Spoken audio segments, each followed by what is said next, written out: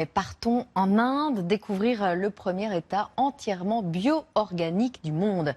La région de Sikkim, au nord-est du pays, a banni toute utilisation de pesticides et de fertilisants chimiques. Le résultat d'une politique de transition écologique fort ambitieuse. Reportage très étonnant de Clément Gargoulot, Alexandre Danelon et Kunarai. C'est une révolution écologique et elle a bouleversé la vie de ses fermiers. Depuis 15 ans, Nirmal Chetri n'utilise plus de pesticides chimiques dans ses champs. Ordre du gouvernement local. Mais cela ne s'est pas fait sans mal.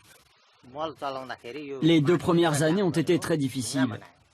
Nous n'arrivions à rien cultiver. Les engrais chimiques avaient augmenté nos récoltes mais asséché nos terres. Et on ne savait plus comment faire sans eux.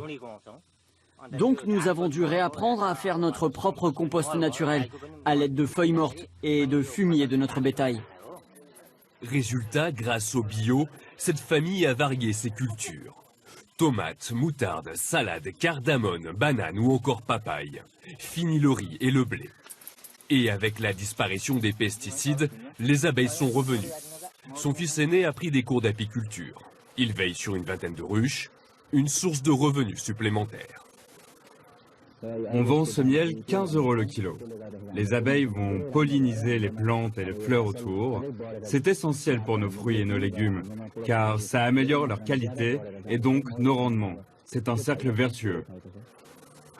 En quelques années, les autorités de ce petit État himalayen ont changé les habitudes de 66 000 fermiers, converti 76 000 hectares de terres agricoles. C'est 7 fois la taille de Paris. Pour les aider, une dizaine de centres comme celui-ci a vu le jour. Ce sera prêt dans combien de jours? Dans 40 jours. Ici, on fait pousser des fruits et des légumes bio, prêts à être replantés.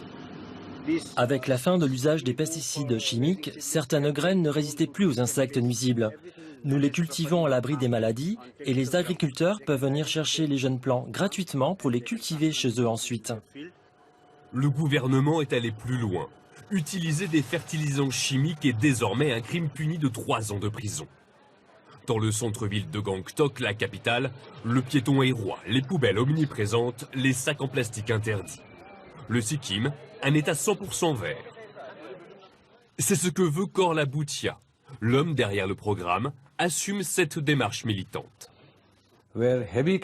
En Inde, nous assistons à l'explosion du nombre de cas de cancer dans les régions où les pesticides chimiques ont été utilisés en très grande quantité. Nous avons montré ces conséquences à nos cultivateurs et ça les a fait rapidement abandonner. Et sur les marchés, interdiction désormais de vendre des produits qui ne sont pas bio. Une décision radicale pour obliger à acheter local. La mesure a beaucoup aidé les cultivateurs comme Dima Sharma.